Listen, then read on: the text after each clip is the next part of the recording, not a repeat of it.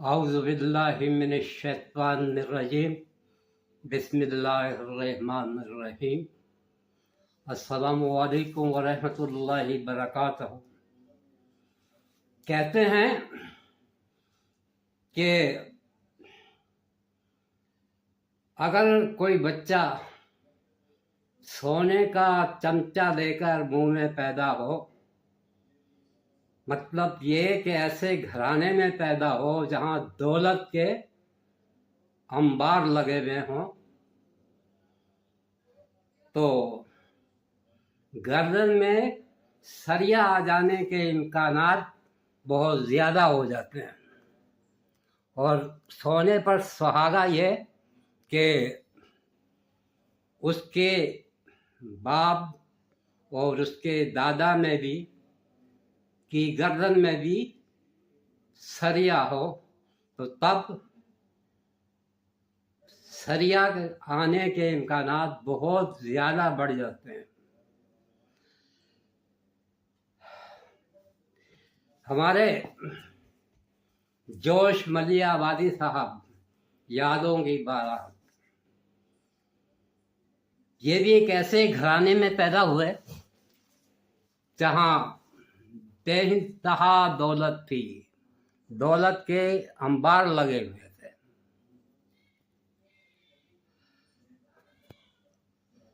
तो इनकी गर्दन में भी सरिया था। इनकी दौलत का शुमार क्या था और इनके अब्बा जान और दादा जान की तबीयत कैसी थी, तो ये खुद इसमें बयान करते हैं, जिससे पता चलता है कि इनकी दौलत और इनकी तरबियत का अंदाज कैसा था। कहते हैं, एक रोज याद नहीं किस खता पर मैं अपने घर के गुलाम हुसैन बख्शा को जनाना मकान के सहन में खड़ा मार रहा था, छड़ियों से तड़ातड़ तड़ातड़ तड़ातड़ के डेवड़ी से दादा मियाँ तशरीफ ले आए। दम निकल गया इनको देखकर कि अब वो मुझे मारेंगे या डांटेंगे, लेकिन ये देखकर बड़ी मुसर्रत आमेज हैरत हुई। अब अंदाज़ा करेंगे कि मुसर्रत आमेज हैरत हुई कि दादा मियाँ मुस्कुराते हुए आए, मेरा हाथ पकड़कर मुझे मेरे बाप के कमरे में ले गए और मेरे बाप से कहा, बशीर, मैं तुमको मुबारकबाद देता हूँ कि तुम्हारा ये मंझला बेटा बड़ा सूरमा निकलेगा और बादशाहों तक से टक्कर लेगा। और जब मेरे बाप ने पूछा कि बाबा ये अंदाज़ा कैसे हुआ, वो बाबा जी कहा करते थे, बाबा जी ये अंदाज़ा कैसे हुआ, तो इन्होंने फरमाया कि ये गुलाम को मार रहा था और ऐसे तेवरों से मार रहा था कि सुरमाओं के सिवा ऐसे तेवर किसी को भी मुयस्सर नहीं हो सकते। बशीर, हम पठान हैं, सुरमाओं और बुस्तिलों के तेवरों को हमसे ज़्यादा और कौन समझ सकता है, इसलिए के सो पुष्ट से है पेशा आबा सफा गिरी। और फिर मुझसे इरशाद फरमाया कि बरब्बे काबा 2 गांव और 2 बाग, यह भी ना मिल रहा है इनको, इस पे 2 गांव और 2 बाग तेरे नाम बराए रास्त लिख दूंगा, और ले ये 2 गनियाँ। अब ये अल्लाह जाने क्या है, कुछ अक्षर आएंगे क्या है, इसकी मिठाई खाना, इसमें से 5 रुपए इस गुलाम ज़ादे को दे देना जिसको तू मार रहा था।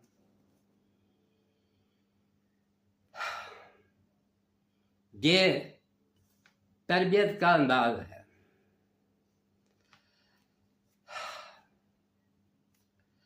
और दे क्या रहे हैं, 2 बाग और 2 गांव। तो अब इनकी दौलत का अंदाजा करेंगे तो बराह रास्त तेरे नाम लिख दूंगा। अच्छा, और ये अपने बचपन का दड़कपन का वाक़या लिखते हैं। कहते हैं कि एक रोज मैं अपने फाटक पर बड़ी सी हवाई बंदूक भरे खड़ा हुआ था कि एक दाई का लड़का मेरे सामने से गुजरा, लेकिन मुझे सलाम नहीं किया। इसकी इस गुस्ताखी पर मुझे ताव आ गया। मैंने उस पर जन से फायर कर दिया। बड़ा सा छरा इस बेचारे की पीठ में पेवस्त हो गया और वो गिरकर तड़पने लगा। पेट में पेवस्त हो गया और वो गिरकर तड़पने लगा और मुझे इसके तड़पने पर कोई रहम ना आया, बल्कि रहम खाने के बजाय मैंने उसकी पसली पर जोर से ठोकर मारकर कहा कि अबे 2 कोड़ी के नाई, उठ और सलाम कर। और जब वो गरीब करहाता हुआ उठा और झुककर मुझे सलाम किया तो मेरा गुस्सा ठंडा हुआ।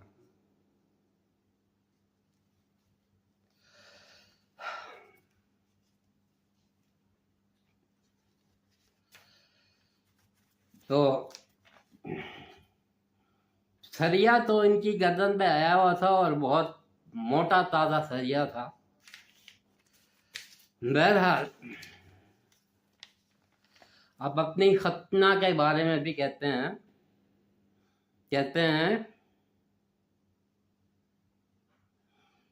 लीजिए अपनी बिस्मिल्लाह की तरह मैं अपने खतने का भी जिक्र करना भूल कर आगे बढ़ गया। क्या करूं, अब सुनाई देता हूं।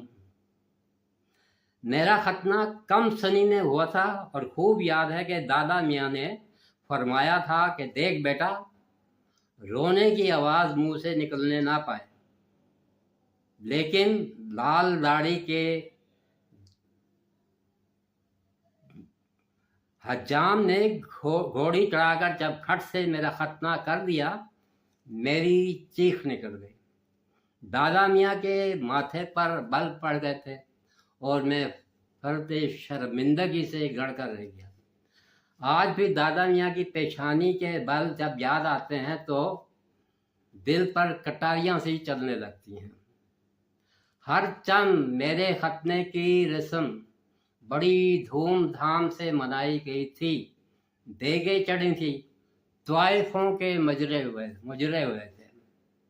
अब जो भी इनके यहाँ शादी वगैरह और तकरीब होती थी इस किस्म की, तो त्वाइफों के मुजरे ज़रूरी समझे जाते हैं।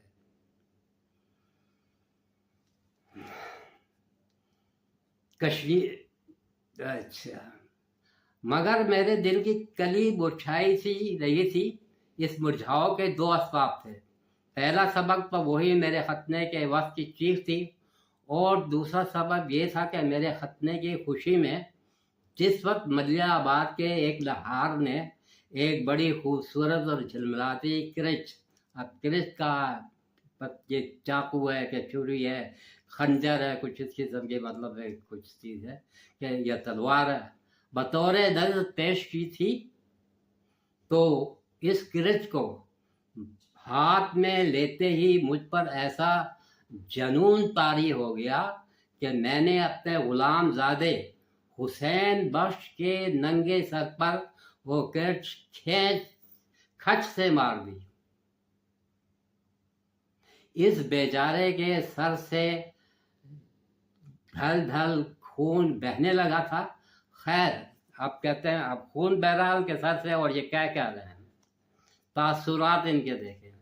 कहते हैं खैर इसकी तो फौरन मरहम पट्टी करा दी गई और इसके बाप की मुंह भराई कर दी गई थी। मतलब कुछ पैसा दे दिया उसके बाप को, जिसका सर फाड़ा उसकी मरहम पट्टी कर दी और उसके बाप की जेब भर दी, पैसे दे दिए, बात खत्म हो गई।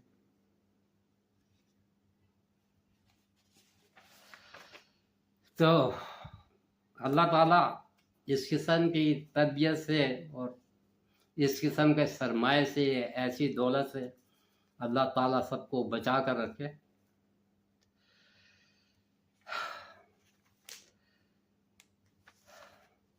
इसी तरह कि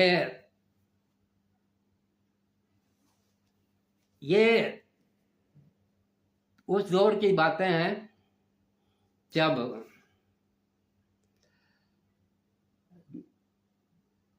इंडिया में नवाबों का दौर था, अंग्रेज़ों का दौर था। तो रियासतों में कहते हैं इंडिया में तकरीबन 565 के लगभग रियासतें थीं। तो उन रियासतों को अंग्रेज़ों ने भी बरकरार रखा हुआ था, इसलिए कि यही अगर कोई अवाम हमारे कभी ख़िलाफ़ हुए तो ये हमारा साथ देंगे। वो बड़ी मुराद देते थे उनको, नवाबों को, और खुली आज़ादी थी उनकी। उस ज़माने के हिसाब से ये बहरहाल माशरा हमेशा से ये मर्दों का रहा है। मर्दों के बाद हम जिस तरह जुल्म करते हैं, अच्छा जुल्म ऐसे भी करते हैं कि हमें कुछ अंदाज़ा नहीं होता कि ये जुल्म किया जा रहा है, जान की आसाइश का कोई बंदोबस्त किया जा रहा है। कहते हैं औरतों की ज़रा अंदाज देखिए इनका। कहते हैं आगरे से नाना जान का दावतनामा आया, मेरी माँ की बाँछें खिल गईं, सफ़र की तैयारियाँ शुरू कर दी गईं और पूरे 1 हफ्ते के बाद जब रफ्ते सफ़र तैयार हो गया तो लखनऊ आदमी भेजकर 3 कंपार्टमेंट यानी एक फर्स्ट क्लास, एक सेकंड और मुलाजमों के वास्ते एक थर्ड क्लास की बोगी रिजर्व होकर 24 घंटे पेशतर मलियाबाद स्टेशन आ गई और वो तीनों डिब्बे माल गोदाम के प्लेटफार्म पर लगा दिए गए। पर्दे का, अब ये सुनने वाली बात है कि ये पर्दा किस किस्म का होता था। पर्दे का यहाँ तक एहतमाम किया गया कि जनाना कंपार्टमेंट की तमाम खिड़कियाँ पहले ही से बंद कर दी गईं और सिर्फ यही नहीं, इन पर कोका कीलों से ठोक ठाक कर अंदर से चादरें भी जड़ दी गईं। दिन भर उनमें सामान लादा जाता रहा और रात को पहरा पिटा दिया गया। अब एक तो खिड़कियां बिल्कुल बंद कर दी और खिड़कियों से कुछ नज़र ना आ जाए बाहर की, क्या बाहर वाले ना देखने, चादरें तान दी गई ताकि बिल्कुल ही बाहर का कोई नज़ारा नहीं हो सके। अब सफ़र में होता क्या है, सफ़र में सारी दिलचस्पी ये है इंसान की कि बाहर के जो नज़ारे आते हैं, जो दरख्त आते हैं, जो खेत आते हैं, जो गांव आते हैं खूबसूरत खूबसूरत, तो वो अजीब बेपनाह उनमें हुस्न होता है और वो उसी में सफ़र का लुत्फ़ है। सफ़र का लुत्फ़ ही इसी में है कि बाहर के जब नज़ारे देखता है, अल्लाह ताला की इस ज़मीन को देखता है, इस ज़मीन की खूबसूरती को देखता है, यहाँ की आबशारें देखता है, यहाँ के चश्मे देखता है, दरिया देखता है, तो यही खूबसूरती है। दरख्त देखता है, उस पर भी पाबंदी जनाब वो औरतों के लिए कि चादरें तन दी गई ताकि उन्हें कुछ भी नजर नहीं आ सके। तो ये भी एक जुल्म का अंदाज है, और क्या है ये।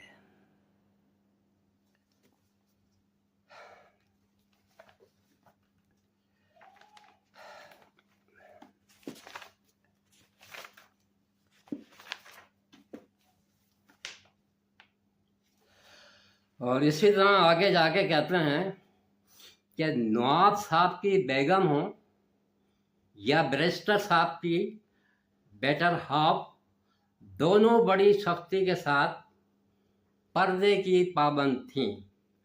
डोली और पालकी के सिवा, उस ज़माने में डोली और पालकी ही हुआ करती थी औरतों के लिए, बल्कि बहुत से नाजुक मिजाज मर्द भी बैठा करते हैं पालकी के सिवा कोई बीबी घर से बाहर कदम नहीं रखती थी।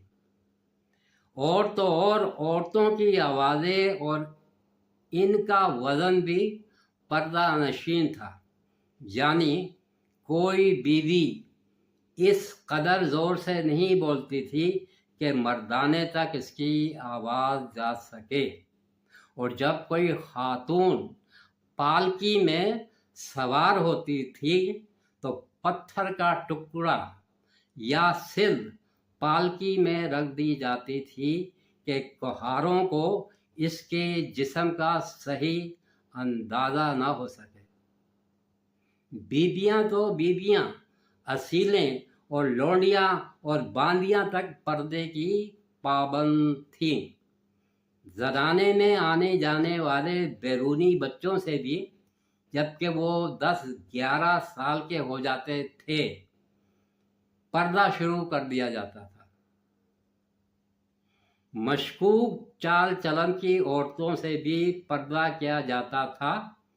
और तो और बाप, दादा, नाना, चचा और फूफा के सामने भी औरतें सरों पर पल्लू डाल कर जाया करती थी, और किसी औरत की ये मजाल नहीं थी कि वो अपने बुजुर्गों की मौजूदगी में अपने बच्चे को गोद में ले सके।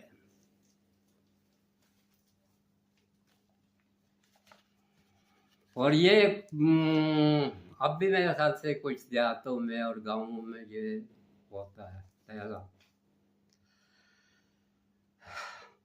अपने अब जरा एक वाक़या सुने बच्चे, लड़कपन का इनका जरा सुनने के काबिल है। क्या कहते हैं, मैं अपने लड़कपन का एक वाक़या बयान करता हूँ। मलियाबाद के एक साहब के लड़के की शादी में नाच हो रहा था। बाला खाने से एक औरत झांक कर इधर देखने लगी और साहिबाने महफिल में से एक साहब ने इसको बंदूक मार दी। साहब खाना देगों के हल्के में खड़े थे कि उन्होंने गोली चलने की आवाज़ सुनी और वो दौड़े हुए महफिल में आए। गोली मारने वाले खान साहब ने इनसे कहा, भाई साहब, आपकी बीवी ऊपर से झांक रही थी, मुझसे ये बेहयाई बर्दाश्त नहीं हुई, मैंने गोली मार दी। साहिब खाना ने इनकी पीठ ठोंक कर कहा, बहुत अच्छा किया आपने, और फौरन अंदर चले गए। थोड़ी देर में एक लाश घसीटते हुए आए और कहा, भाइयों देख लीजिए, मेरी बीवी नहीं लौंडी झांक रही थी। अल्लाह ने मेरी आबरू और मेरी जान दोनों चीजें बचा ली। ये इनकी गैरत। जबकि खुद क्या कर रहे हैं, बाहर तवाइफों का डांस देख रहे हैं, नाच देख रहे हैं।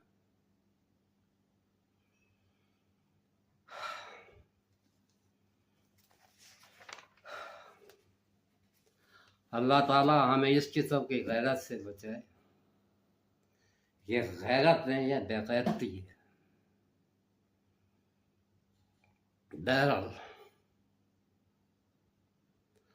अल्लाह ताला हमें सही रास्ते पे चलने की तौफीक अता फरमाए। खुश रहिए और दूसरों को खुश रखने की हम हर मुमकिन कोशिश कीजिए। अल्लाह हाफ़िज़।